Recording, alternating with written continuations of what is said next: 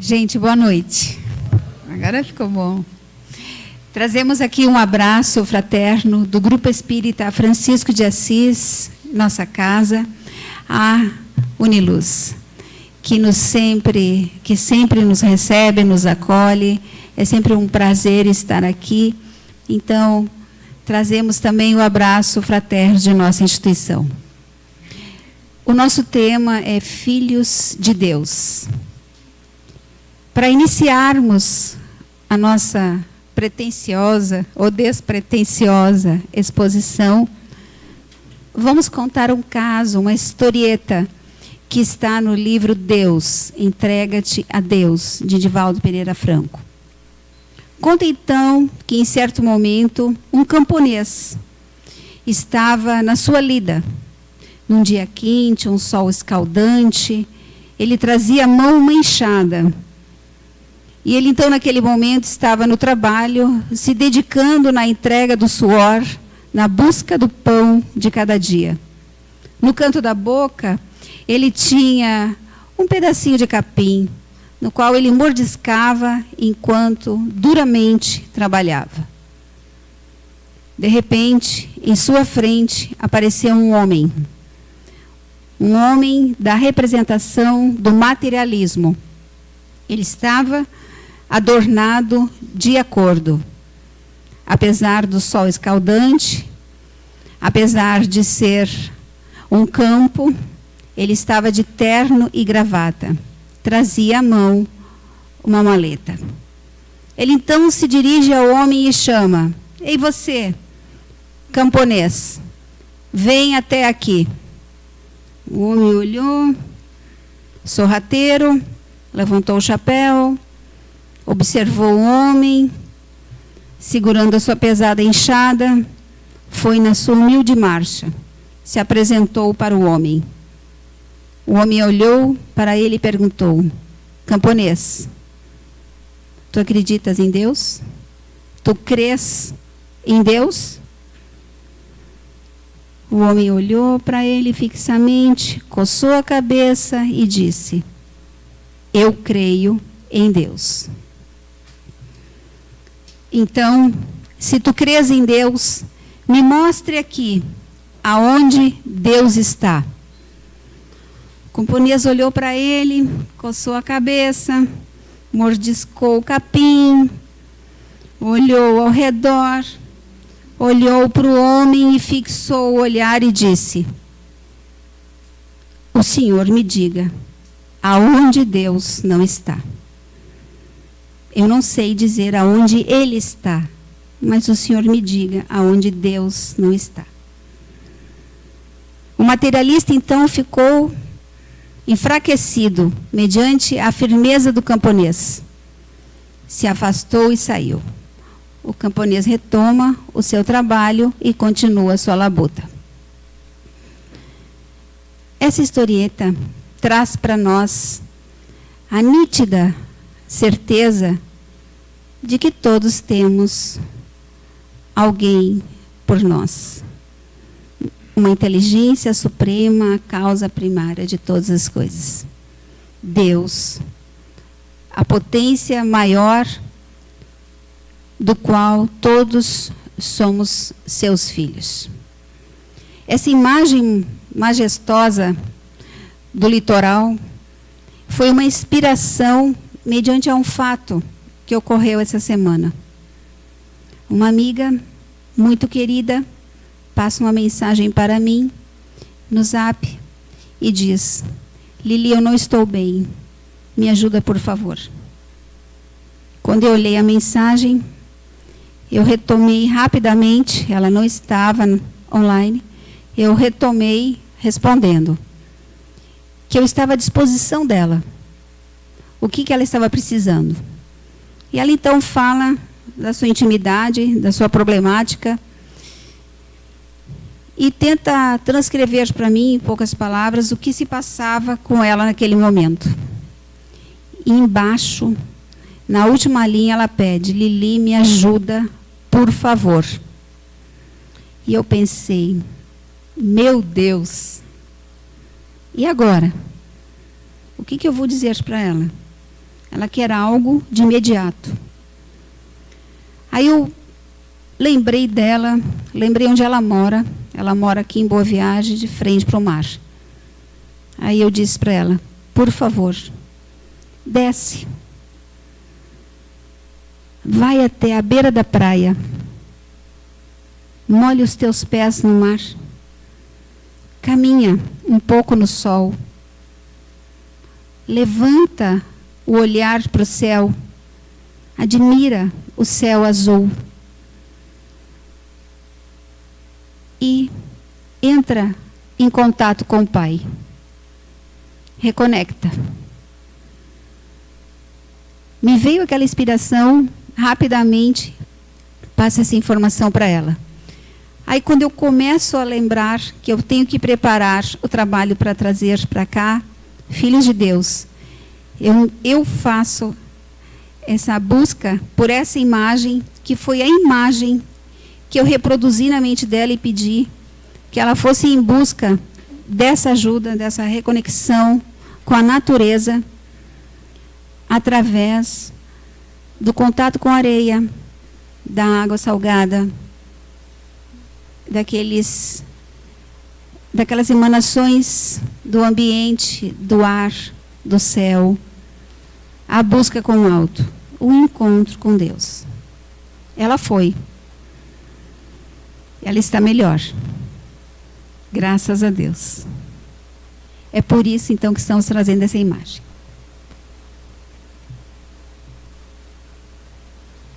Multiplicaram-se, durante os tempos variados, inúmeros conceitos de Deus.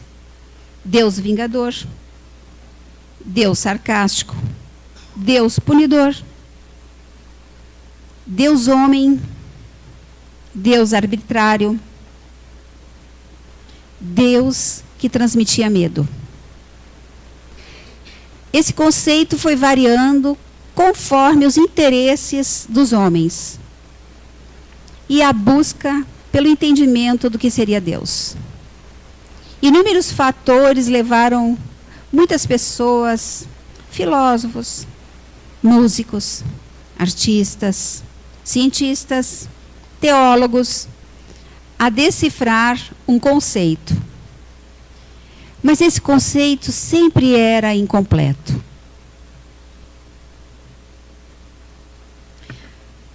Por mais complexos que tentassem buscar a formação para o entendimento desse conceito, sempre era insuficiente. Porque como expressar toda a grandeza do Criador? Como traduzir?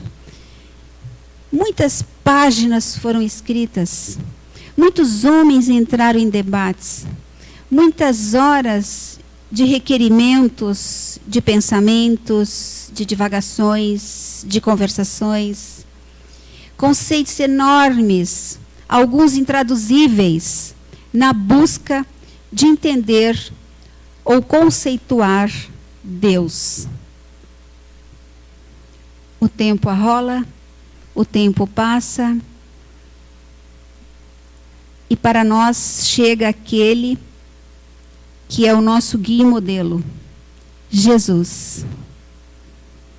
E quando o Mestre vem, ele traz um significado importantíssimo.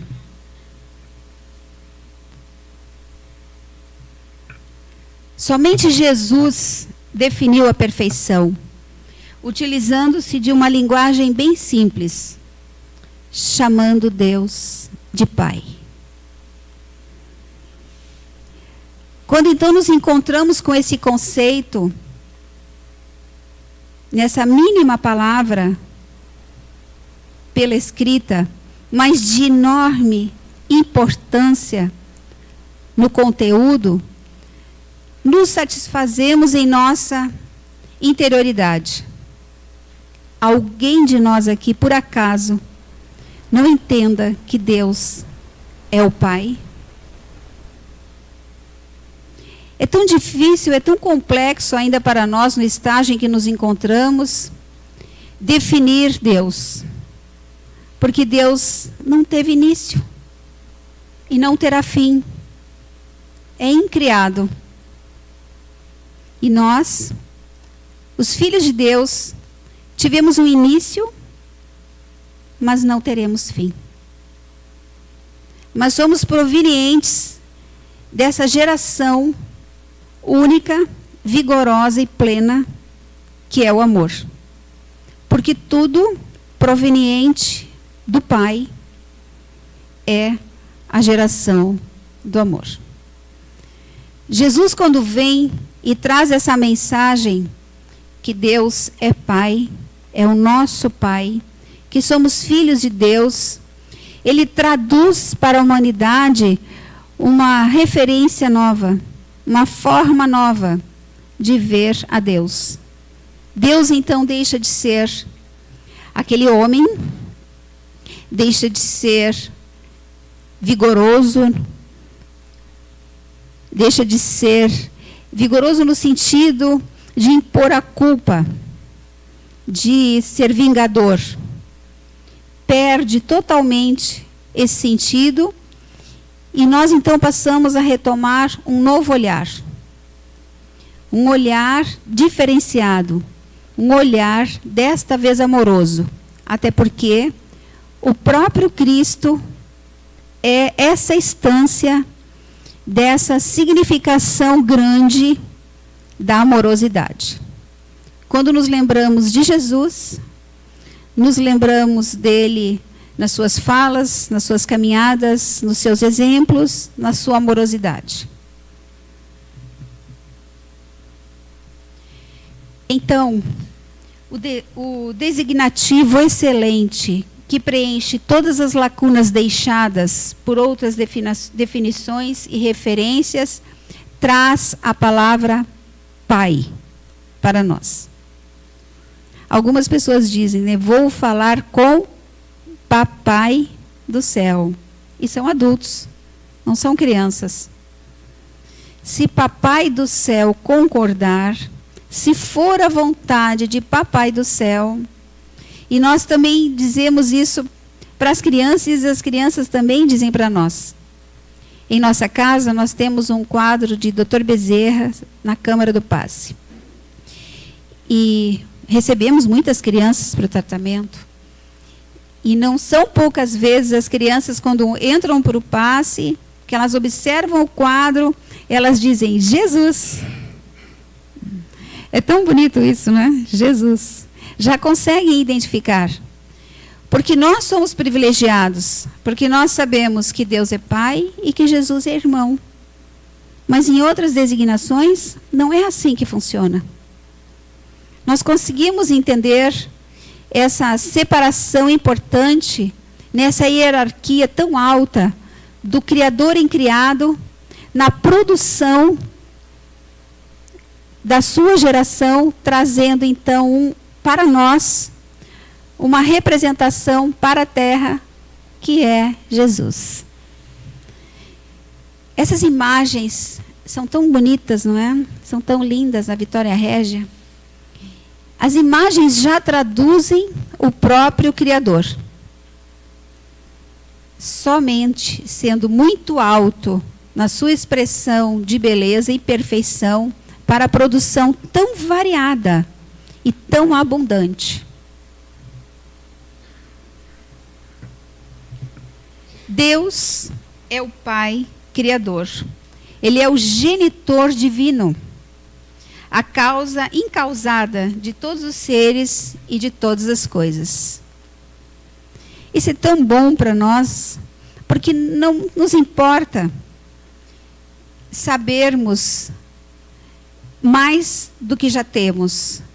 Dentro do que sabemos, já encontramos a sustentação em nossas almas para a manutenção do espírito imortal que somos, para darmos seguimento na vida em que nos encontramos, na experiência reencarnatória que aqui estamos. Sabermos disso, que Deus é nosso Pai.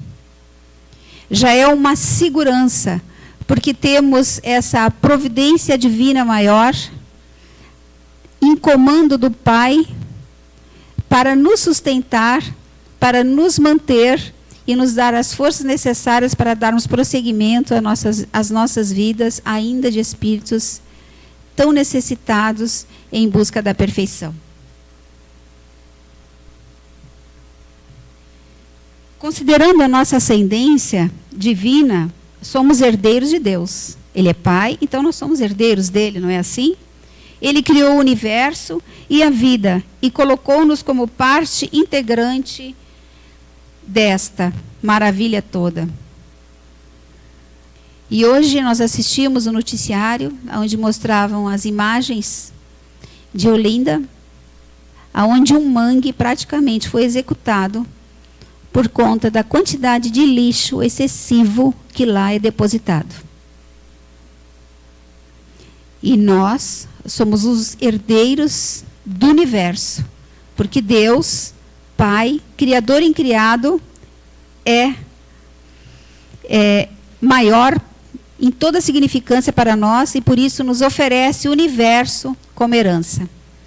E nós destruímos essa beleza. Aí nós olhávamos para aquela imagem e aquela imagem traduz em nós uma situação de penalidade. Que pena. Eu estava, no final de semana passado, eu estava aplicando uma aula e aí nós conversávamos sobre as florestas. Que as florestas, elas são densas, são asfixiantes, porque o sol, quando ela é densa, o sol não penetra, nem o ar transita. E naquele ambiente prolifera com muita abundância o reino inferior. Porque a microbiologia funciona muito bem, onde tem umidade, onde tem decomposição, produz inclusive odores e gases, que são nocivos aos homens. Mas quando nós trazemos essa ideia e lembramos sobre esse fato, nós não estamos falando de forma pejorativa que o reino é inferior. Não. Nós estamos mencionando uma beleza enorme. Nós estamos mencionando uma riqueza em vida, uma riqueza na vida, porém, em uma situação menor, na microbiologia, mas perfeita e grande em beleza. Tudo que nós temos é importante e tem um sentido, não é por acaso. Tudo foi muito bem planejado, foi muito bem programado. Tudo que nos envolve, porque estamos dentro desse fluido cósmico vital, estamos mergulhados como se fosse um oceano e nós, os peixinhos, estamos mergulhados nesse halo do Pai, aonde Ele exala essa perfeição da qual, no estágio em que nos encontramos, no mundo que vivemos, danificamos. E somos nós os herdeiros do universo. Em tudo há uma ordem divina. Aquelas pessoas que não têm o dedinho do pé, pequenininho no cantinho, têm dificuldade de ficar em pé. Impressionante, né? Nós temos um parente em Porto Alegre que ele teve esse dedo amputado num acidente numa máquina. Ele trabalhava numa empresa grande e manuseava um determinado equipamento e houve um acidente, ele perdeu esse dedo. Esse dedo causou para ele muita dor. E ele teve uma indenização milionária. E nós ficamos, poxa, um dedo produziu tudo isso. Ele teve uma indenização muito alta. Porque sem esse dedo, nós não temos como segurar nada. Com ele, nós fixamos. Esse dedo significa que nós não somos mais seres de escala menor antes de sermos primata. O primata já tem o pegador. Então, vejam só, esse dedo tem uma importância enorme. Tudo em nós é perfeito. A simetria dos olhos em relação ao globo, na direção compatível do cérebro, produz a visão perfeita. nós vemos com perfeição. E todos os outros sentidos, todo o resto da nossa organização foi matematicamente organizada e planejada. Todo o produto químico que tem na Terra, tem no nosso corpo. Oxigênio, carbono, hidrogênio, que são 6, especialmente para nós que somos seres humanos, 6 itens que compõem essa sequência química da qual nós temos e possuímos. Tem outras subsidiárias. Mas, enfim, tudo é perfeito. Se a Lua e o mar não estivessem na linha do horizonte do cálculo que apresenta aritmeticamente, corretamente, fisicamente, perfeito, nós teríamos maremotos contínuos. Se o Sol não estivesse no célquito da órbita como está, nós teríamos noites intermináveis. Tudo foi muito bem planejado. Todas as situações, todos os detalhes, tudo é muito bem planejado por um ser muito inteligente. Uma pessoa me disse assim: eu tenho tanto respeito pela natureza que eu não tenho coragem de tirar o capim e a florzinha do capim que nasce no vaso da minha floreira na varanda do meu apartamento. Ele disse que quando ele observa que nasce, ele não tira. Ele vai colocando água lá embaixo no vasinho, mas não tira. E ele diz, sabe por quê? Porque uma vez por semana, aquele capinzinho dá uma florzinha e morre. Mas na outra semana tem um outro capinzinho com uma outra florzinha para mim.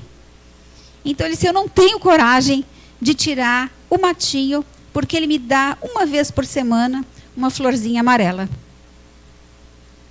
É tão bonito isso, não é?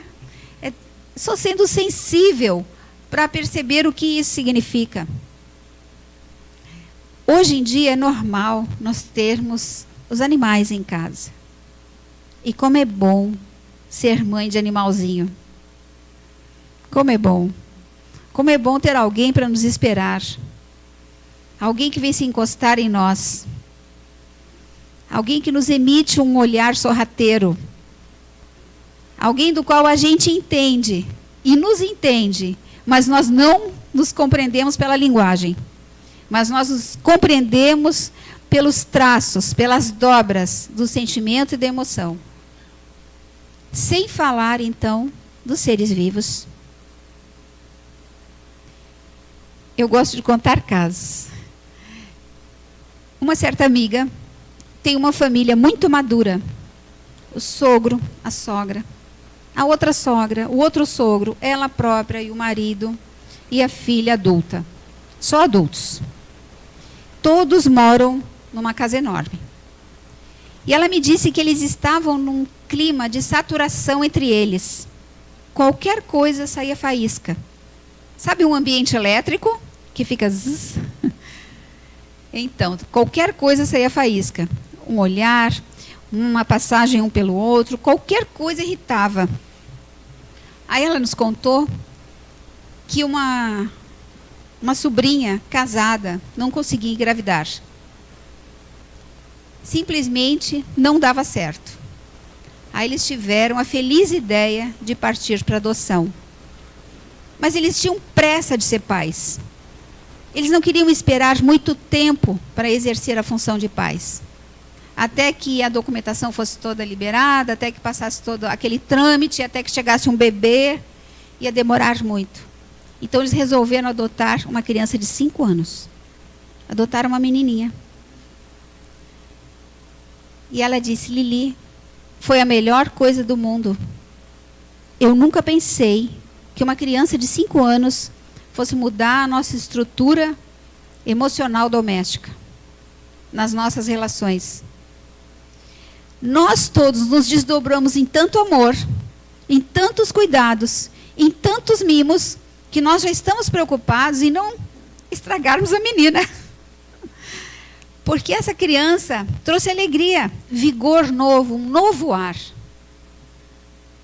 E outro dia eu escutava uma palestra de Haroldo Dutra, e uma pessoa perguntou para ele: Haroldo, mas como é que eu vou saber que nós estamos realmente saindo da transição e entrando na nova era? Como é que eu vou saber?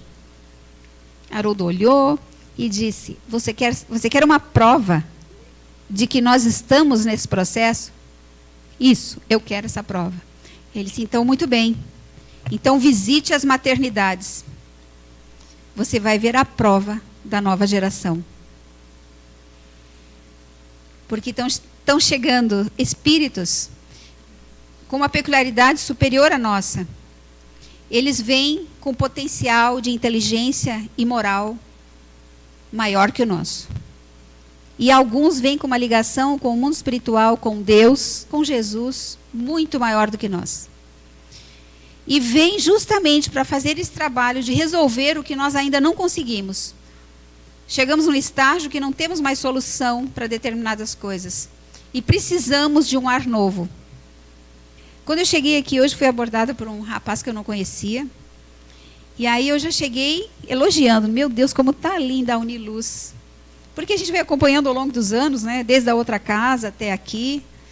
E a gente vem notando o progresso. Aí eu perguntei para um deles: olha, vocês estão com jovens trabalhando no corpo de trabalho dos voluntários? Ele disse: tem alguns. Olha o sangue novo. Olha o ar novo. Renovando, trazendo ideias, motivações, trazendo entusiasmo, com a impregnação de Deus, de Jesus, do movimento do amor, trazendo soluções para onde nós não víamos mais solução alguma.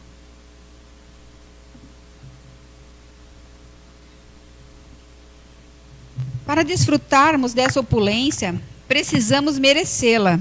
Precisamos avançar da infância espiritual. Nós somos, segundo Emmanuel, jovens espirituais. A gente já saiu da infância. A gente viveu a infância espiritual, mas somos jovens espirituais. Como é que é o jovem? O jovem, quando entra na primeira transição, ele quer fazer a desconexão com o lar. Esse negócio de ficar muito perto de mãe e pai, de beijo e de abraço, não. Precisa se autoafirmar, se descobrir. Então, às vezes, até apresenta uma certa rebeldia. Mas é um processo positivo, aonde mais adiante, firmado na sua personalidade, na atual encarnação, no processo em que precisa vivenciar, retomará a sua antiga posição de amorosidade, de querer o toque, o abraço e reconhecimento aos investimentos paternais. Então, nós somos jovens. Nós somos jovens espirituais. Nós temos uma idade avançada na matéria, mas o nosso comportamento ainda é de jovem. Somos jovenzinhos. Somos aqueles que ainda correm muito, que ainda são imprevidentes, que ainda não são tão cautelosos.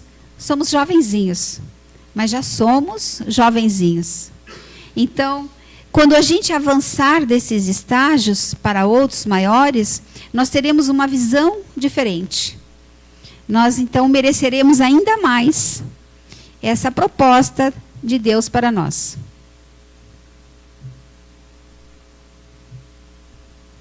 Deus reside em nosso mundo íntimo e não o conhecemos. Eu botei essa imagenzinha porque eu achei ela tão bonita, tão rústica. 2 casinhas. Porque eu lembrei dos vizinhos. Eu não conheço os meus vizinhos. Às vezes eu passo por alguém nos corredores e pergunto ao meu marido: tu conhece? Sabe quem é? Sabe onde mora?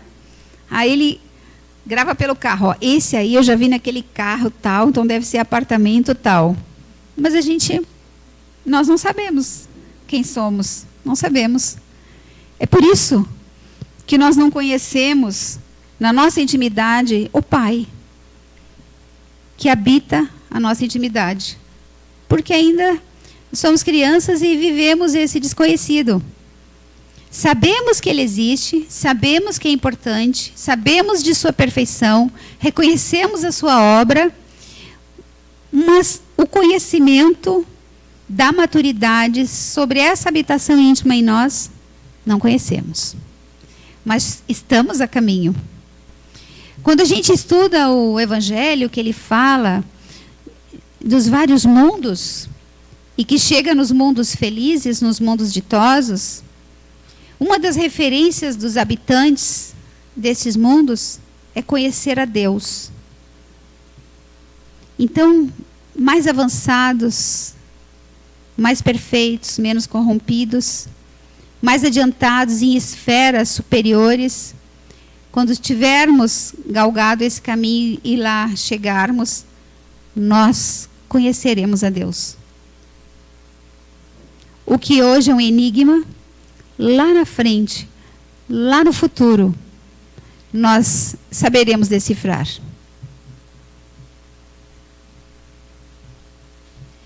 Muitas coisas acontecem e às vezes a gente culpa Deus. Um amigo nosso sofreu com a desencarnação de sua mãe. Muito, muito, muito, muito, muito. E ele culpou a Deus. Ele disse para mim, Lili, não me fala de Deus. Deus tirou a minha mãe de mim. Não me fale de Deus porque eu rompi com Deus. Eu disse, você rompeu. Mas Deus não rompeu com você. Muitas coisas acontecem em nossa vida e nós queremos arrumar um culpado ou apontar o dedo, dizendo, o problema foi lá. Mas tudo depende de nós, do nosso livre-arbítrio, de como nós nos conduzimos. Quais são as escolhas que nós fazemos? Nós estamos conversando com uma pessoa amiga sobre a questão do perdão. Como é difícil o perdão. Muito difícil para todos nós. A maioria de nós sofre por isso, por não conseguir perdoar. Aí nós conversávamos e nós dizíamos o seguinte, que nós entendemos, através do Evangelho, que o perdão tem duas vertentes. Eu escolho um comportamento e eu depois vivo um sentimento. Eu primeiro digo, tá bom, eu perdoo você, eu escolho o comportamento, eu escolhi o comportamento do perdão. E na continuidade da vivência, na afirmativa, para mim mesmo, lá na frente, eu sinto o perdão.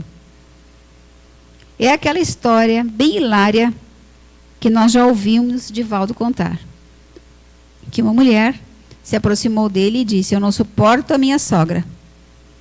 Eu quero acabar com a minha sogra. Ele disse, tá bom. Você leva esse produto aqui e você vai dando para ela todo dia um pouquinho. Quando terminar, você volta aqui. Esse produto vai eliminando ela da sua vida, tá bom? Tá bom. E a mulher vai. E todo dia ela dá uma substância daquelas para a sogra, desejando que a sogra morresse. E o tempo vai passando, ela vai convivendo com a sogra, vai conhecendo a sogra e começa a mudar o sentimento. Pela convivência, conhecendo melhor, começa a transformar aquela animosidade em amorosidade. E ela volta desesperada. Por favor, eu não quero que minha sogra morra. Eu quero que ela viva, eu a amo. Ele disse, não tem problema. Você levou torrões de açúcar. A única coisa que você conseguiu foi engordar a sua sogra. Mas ela está muito bem. Então, o perdão tem duas vertentes. É a do comportamento e a do sentimento. Eu escolho, está bem, eu vou perdoar. Eu faço a escolha do comportamento. E depois eu entro pelo sentimento.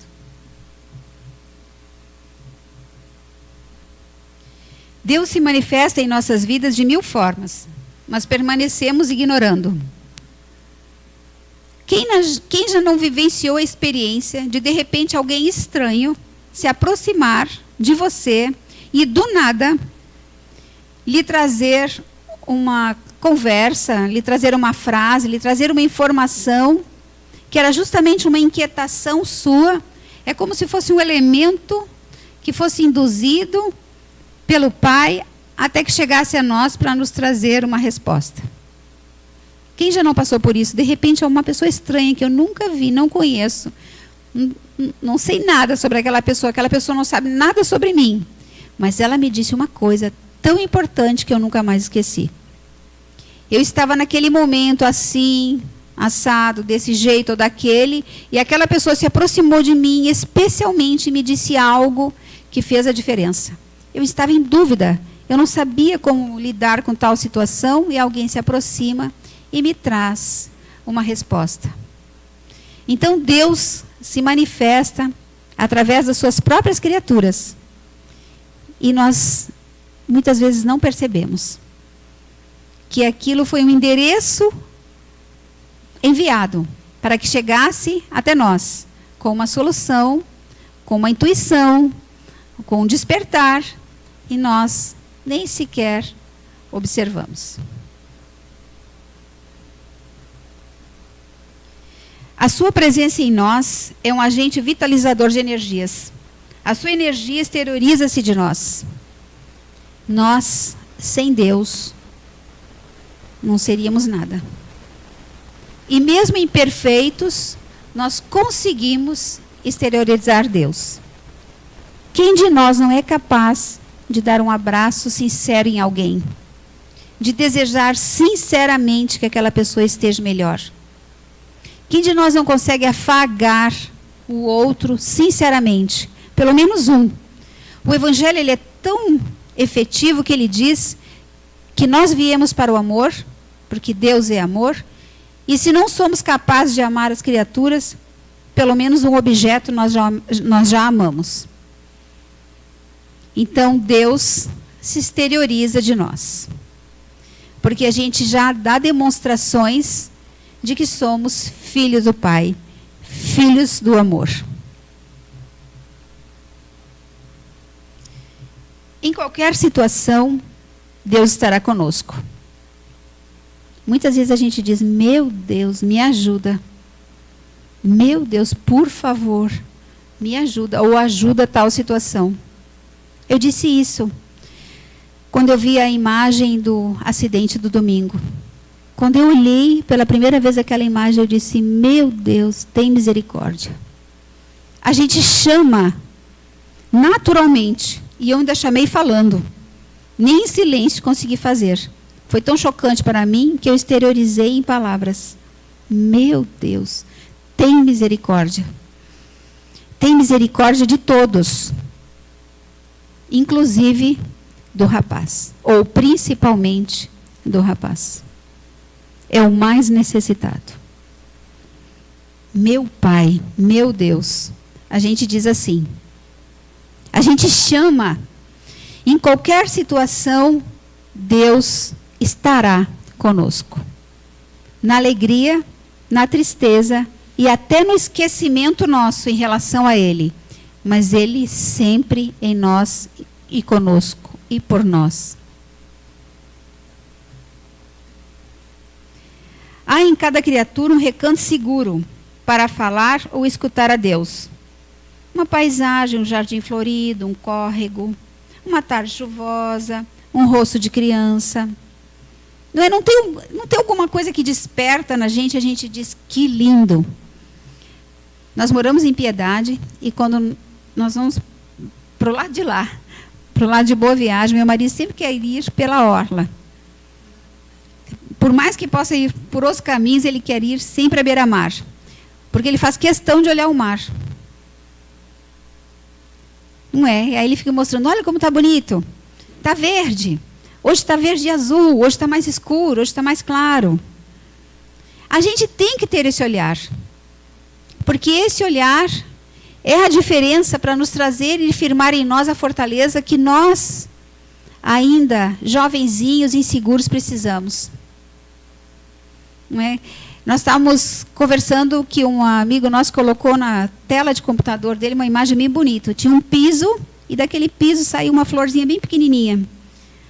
Que coisa linda! Que bonito foi quem fotografou, porque ele observou, ou ela observou, que de um meio do asfalto sai uma florzinha bem pequenininha. A gente tem que desmembrar esse olhar, como Joana de Ângelos nos solicita, a fim de que sejamos mais sensíveis. Não podemos viver simplesmente de aparatos materiais. Nós temos que sair, tomar um ar, respirar, conversar, tocar o outro, trocar ideias, rir, beijar, abraçar. Nos refazemos em lugares e recantos que nos são próprios. Tem algum cantinho, que é o cantinho, ou é o lugar que nos chama para isso. Para alguns pode ser uma plantinha, uma imagem de uma janela, cada um de nós sabe aonde fica. Deus, então, é o nosso refúgio, amigo perfeito. Quando eu olhei essa árvore, eu disse, que coisa linda para se refugiar embaixo. Né? Que coisa linda para andar com os pés descalços. Para dar um abraço nessa árvore. Que coisa linda para ficar debaixo dela, lendo um bom livro, lendo o Evangelho, ou outra obra, uma obra séria, que nos traga conteúdo valioso e nos estimule a moral para o nosso crescimento. Então é um refúgio, amigo, é uma expressão de Deus.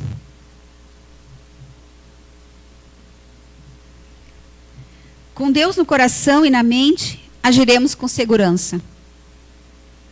Porque com Deus no coração e na mente, nós vamos fazer escolhas mais corretas, mais seguras. Porque o que nos acontece é resultado da nossa escolha. Quem se acha vítima, vou lhe dar uma notícia. É porque você já foi algoz. Então agora você está na posição de vítima.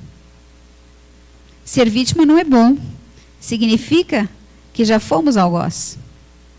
Estamos recebendo o que a lei nos dá de retorno para assimilarmos em nós e transformarmos em algo melhor.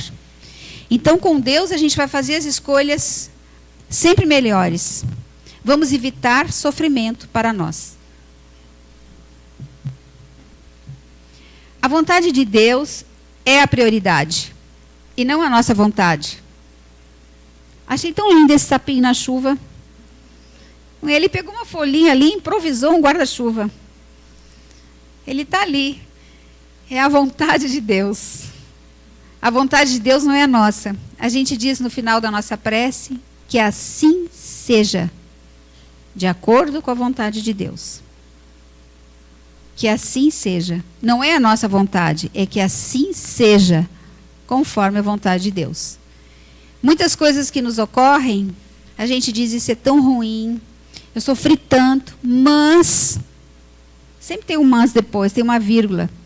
De todo mal nasce um bem. E o bem que nasce do mal é muito maior que o próprio mal. Por mais difícil que esteja a situação atual, por mais complicado que seja o problema que se esteja vivendo agora, que nós podemos dizer que seja o mal, a seguir na frente nós vamos dizer, foi um bem para mim, porque se não fosse isso, eu não tinha mudado, eu não tinha me melhorado, eu não tinha modificado, a situação não tinha se transformado. Então, o mal sempre traz o bem. Do mal nasce o bem, porque Deus é Pai, amoroso e bom. Ele não iria confiar sofrimentos intermináveis aos seus filhos. Não, ele produz situações que estão dentro da lei. Quando infringimos a lei, temos que retomar no caminho correto, nos reabilitamos, angariamos os méritos, chegam as bênçãos, as alegrias, a renovação e a força. E a gente diz, poxa, aprendi a lição. Doeu, viu? Não foi fácil, mas eu aprendi a lição. Se não tivesse me acontecido isso, Eu não tinha mudado. Eu acordei, eu sou outra pessoa depois daquela situação difícil. Nossos pensamentos, palavras e atos devem traduzir a sua presença em nós. Se nós somos filhos da criação, se nós somos filhos do Criador, filhos de Deus, do Pai, então as nossas atitudes têm que se traduzir, têm que lembrar a nossa própria essência. Então façamos as escolhas pelo bem, pelo belo, pelo amor, pelas coisas que não vão nos comprometer e nos trazer dor. Vamos traduzir o Pai em nós, exteriorizando a sua essência. Deus nos ama e nós percebemos isso. Seu hálito nos vitaliza e nos conduz ao destino. E o destino é sermos felizes.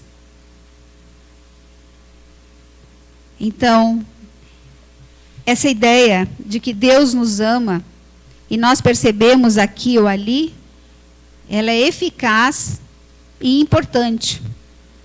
Porque a gente diz, tá difícil, mas com Deus eu vou conseguir. Eu estou com receio disso ou daquilo, mas Deus está no comando. Dizem que não cai uma folha de uma árvore sem a permissão de Deus. Então, com Deus, nós vamos conseguir.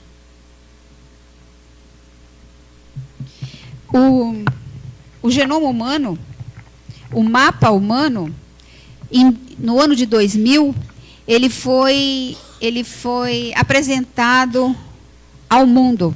E, para isso, foi convidado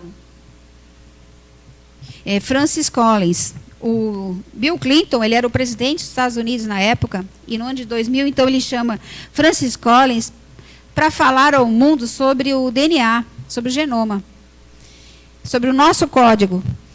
E aí, quando ele começa a fazer a sua preleção inicial, ele chama Francis Collins e diz, vamos chamar aqui o cientista renomado, famoso, o grande representante da ciência, que vai traduzir a linguagem de Deus.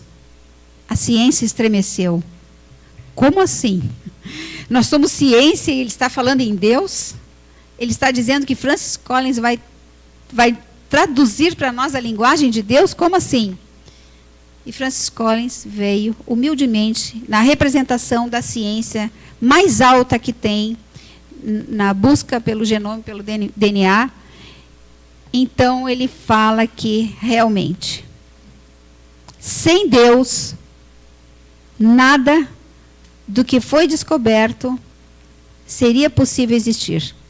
E assume a sua posição de cientista e de crente em Deus. Isso foi uma coisa muito importante, porque a ciência teve que se render, porque ele, sendo a autoridade máxima, dizer publicamente que Deus está à frente, foi um passo muito grande. Se nós fôssemos tentar traduzir o DNA, nós precisaríamos de 31 anos ininterruptos para decodificá-lo. 31 anos ininterruptos, 31 anos sem parar. E aí eu pergunto, será que conseguiríamos decodificá-lo? Só sendo superior, inteligência primária superior, acima de qualquer dúvidas, nosso Pai, Criador em criado, o Pai dessa formação, desse projeto. E aí vejam só, 27 anos antes do ano de 2000, Joana de Andes, ela manda uma mensagem através de um livro chamado Estudos Espíritas, que diz assim, examina a estrutura de uma molécula e o seu finalíssimo, especialmente diante do ADN e do ARN, de recente investigação pela ciência, que somente pouco a pouco penetra na essência constitutiva da forma, na vida animal, e a própria indagação responde logisticamente, que é a conexão de ideias, de maneira a conduzir a causa essencial de tudo, Deus. Minha gente, 27 anos antes, Joana manda esse texto nesse livro para nós, os homens, através de Divaldo, e ainda ela dá o código em inglês, porque ela diz ADN, ela não diz DNA, e ela diz ARN, ela não diz RNA. 27 anos. Imagine o que esses espíritos superiores conhecem que nós ainda desconhecemos. Então, podemos dizer finalmente que somos filhos de Deus. Somos ou não somos? E como somos? Somos filhos de Deus, cujo amor inunda o universo e se encontra presente nas fibras mais íntimas do nosso ser. Somos filhos de Deus. Somos filhos do Pai, do amor maior. E Ele é tão maravilhoso para conosco que Ele mandou o seu Filho primogênito. Ele mandou um modelo e guia para a Terra, aonde nós temos a nossa base toda dentro desse roteiro seguro que é nosso Senhor Jesus Cristo. A dificuldade que você está passando, que nós estamos passando, ela é uma experiência importante para o nosso crescimento. Nós não estamos sós na dificuldade. Essa dificuldade vai passar. E quando ela passar, nós vamos estar igual àquela criança que recebeu as primeiras vacinas. Quando chega na reencarnação, estaremos mais fortes. Estaremos prontos para dificuldades maiores. E firmes e confiantes de que Deus é nosso Pai, que Jesus é nosso irmão e que não estamos sós. Isso tudo é importante para que cresçamos e saiamos da situação de jovens para nos tornarmos espíritos maduros, espiritualmente falando. Então, Jesus, nosso modelo e guia, perfeito, enviado por Deus para nos guiar e conduzir. Temos todos os subsídios para acertarmos o caminho, crescermos e evoluirmos. Como diz aquela música, um dia todos nós seremos anjos. Eu tenho um vídeo, mas o horário esgotou, não foi? Então, minha gente, muito obrigada. Espero ter passado uma gotinha mínima do que seja o amor do Pai sobre nós, na certeza de que todos estamos amparados, porque somos filhos de Deus. Muita paz.